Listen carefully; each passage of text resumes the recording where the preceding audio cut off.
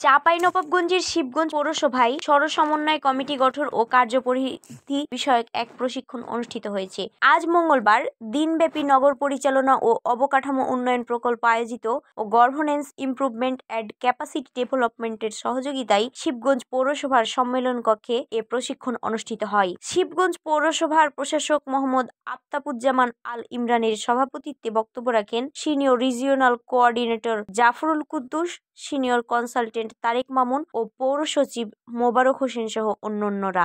এতে আরো উপস্থিত ছিলেন উপজেলা স্বাস্থ্য পরিবার পরিকল্পনা কর্মকর্তা ডাক্তার সাইরা খান, শিবগঞ্জ থানার ওসি গোলাম কিবরিয়া, উপজেলা সমাজ সেবা কর্মকর্তা কাঞ্চন কুমার দাস, যুব উন্নয়ন কর্মকর্তা আব্দুল তোয়াব ও শিবগঞ্জ পৌরসভার প্রশাসনিক কর্মকর্তা আব্দুল বাতেন সহ টিএলসিসির সদস্যতা। প্রশিক্ষণে নগর পরিচালনা ও অবকাঠামো উন্নয়ন প্রকল্পের আরবান গভর্নেন্স অ্যাকশন প্ল্যান টিএলসিসির ধারণা, গুরুত্ব এবং গতিশীল করার উপায় নিয়ে আলোচনা করা হয়। Desk report, Chapai journal, Chapainawabganj.